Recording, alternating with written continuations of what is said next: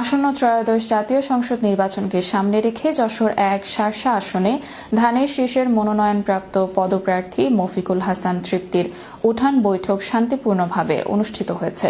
শুক্রবার বিকালে বেনাপোল বল ফিল্ড মাঠ প্রাঙ্গণে পৌর বিএনপি ও অঙ্গ সংগঠনের আয়োজনে এই সভা অনুষ্ঠিত হয়।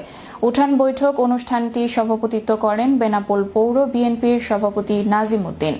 উক্ত অনুষ্ঠানের প্রধান বক্তা হিসেবে উপস্থিত ছিলেন কেন্দ্রীয় বিএনপির সাবেক দপ্তর সম্পাদক, সাবেক সংসদ সদস্য এবং যশোর ১ আসনে বিএনপি মনোনীত ধানের শীষের প্রার্থী মফিকুল হাসান তৃপ্তি।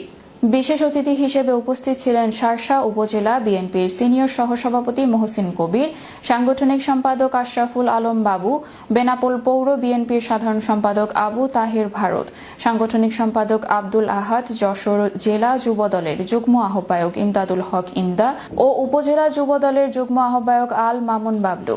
বিএনপি মনোনীত প্রাপ্ত পদপ্রার্থী মফিকুল হাসান তৃপ্তির পক্ষে উঠান বৈঠককে ঘিরে এলাকায় উৎসবমুখর পরিবেশ সৃষ্টি হয়। স্থানীয় নেতাকর্মীরা জানান, তৃপ্তির প্রচারণা এখন শার্শা জুড়ে আলোচনার কেন্দ্রবিন্দু, যা আসন্ন নির্বাচনে নতুন গতি সঞ্চার করবে এবং তারুণ্যের প্রথম ভোট ধানের শীষের পক্ষে হোক। আমি একবার সংসদ সভার জন্য এমপি হয়েছিলাম। আমার আপনাদের দলে এসেছি এই ধানের শীষকে।